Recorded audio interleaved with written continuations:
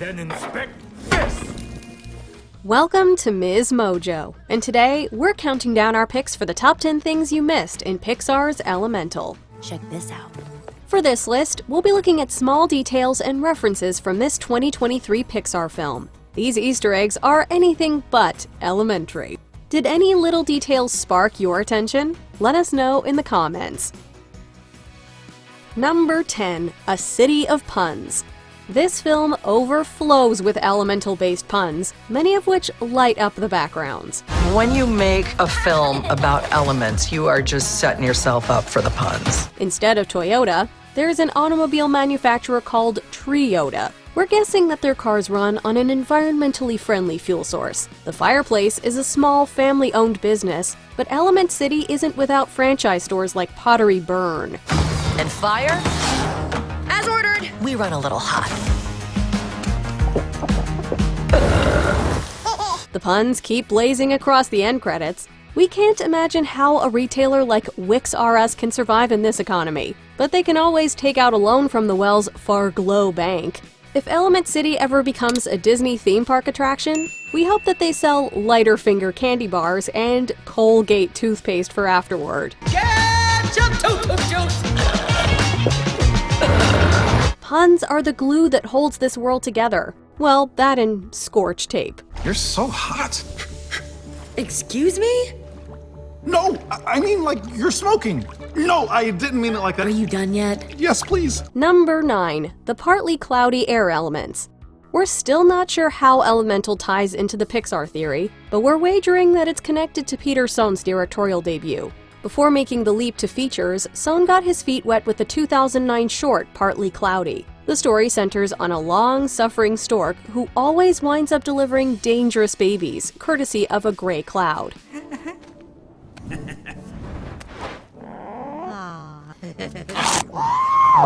In addition to including a Partly Cloudy poster in Elemental, the air characters closely resemble the clouds from Sohn's short. Air usually has their head in the clouds.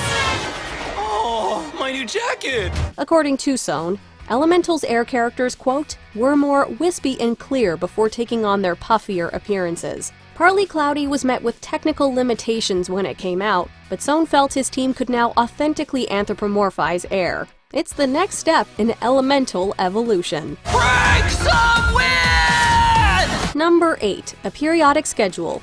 The inspiration for Elemental derived from Sohn's experiences growing up in New York. You never leave this part of town. That's because everything I need is right here. You don't live in the Big Apple without becoming familiar with the subway system. It can be a little confusing, but it helps when the diagram's color-coded. Element City's subway schedule takes a colorful approach, but that's not the only unique touch. The chart's rows and columns are arranged to resemble the periodic table.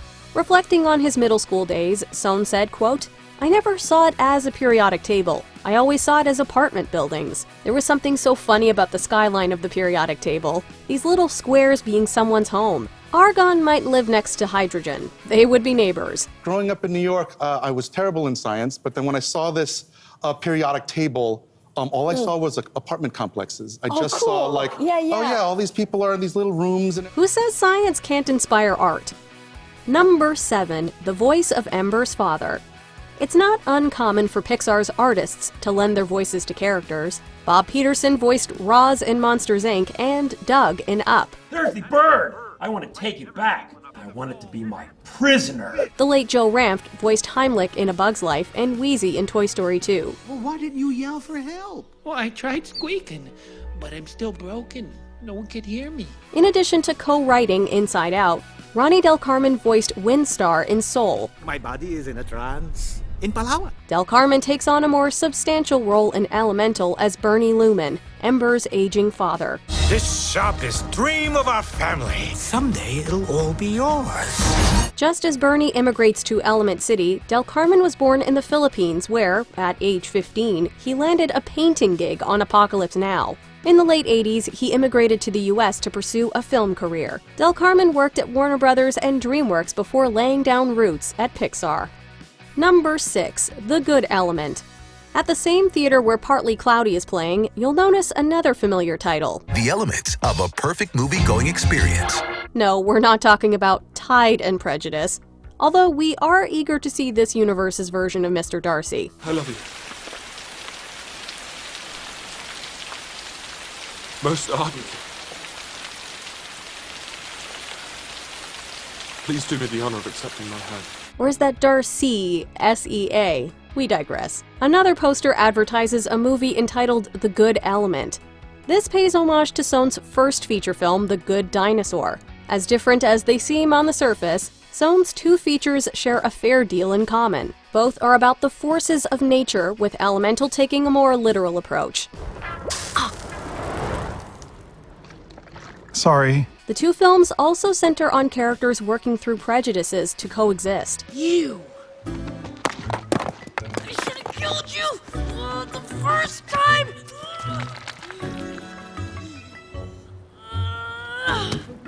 This is all your fault! We imagine that The Good Element has a similar setup, but what are dinosaurs comprised of in this world?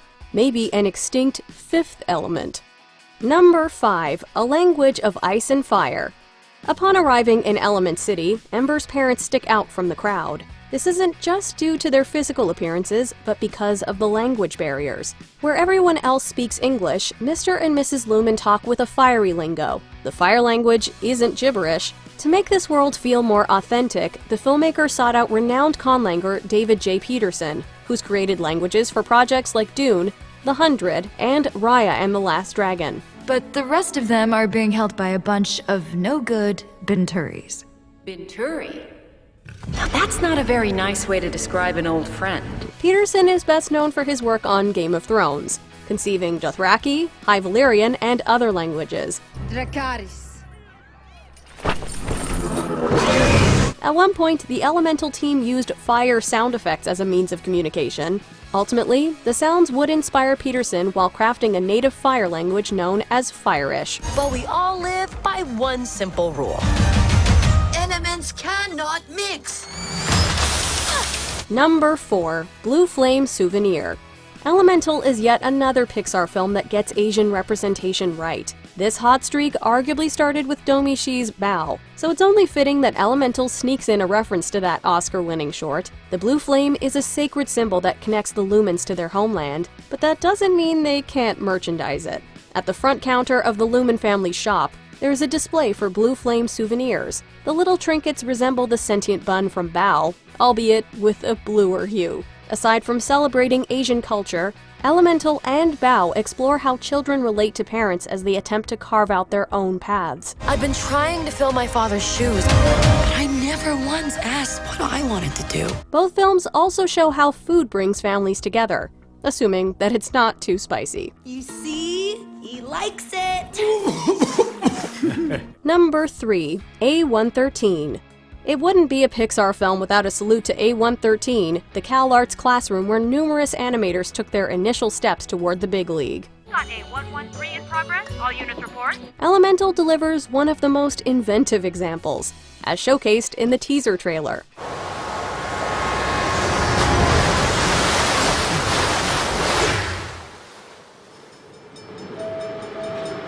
On the subway, you might have spotted the letters A, H, and AL. They may seem like random letters until you take a closer look at the periodic table. H notably represents hydrogen, the first element. Al is aluminum, the 13th. A alone doesn't stand for any element, but when you add 1 and 13, you get one of Pixar's longest-running in-jokes. Sorry, buddy. Elements don't mix. Number 2. Ralph's Cafe.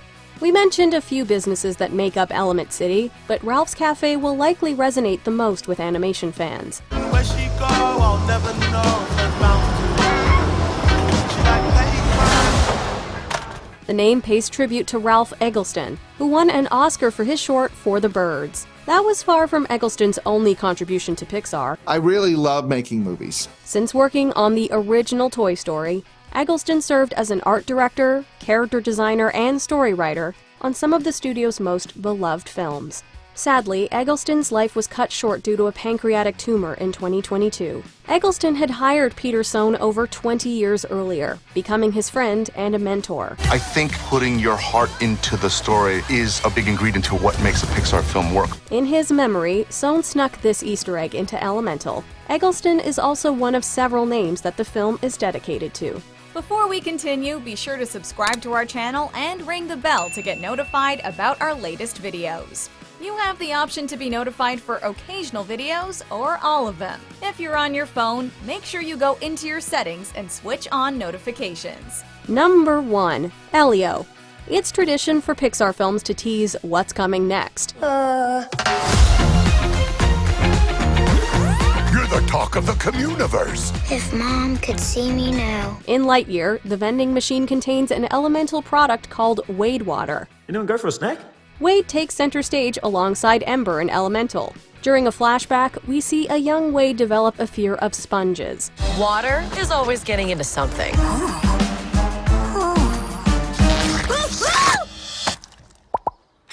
In the background, there's a poster for the school's Space Club. This references Pixar's next feature, Elio. This is new.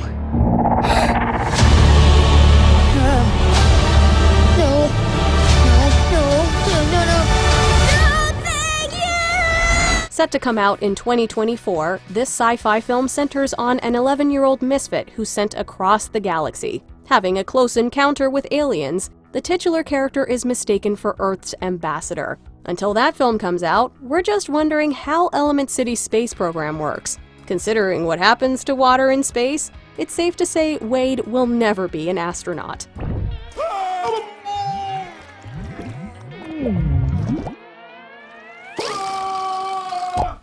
Do you agree with our picks? Check out this other recent clip from Ms. Mojo. And be sure to subscribe and ring the bell to be notified about our latest videos.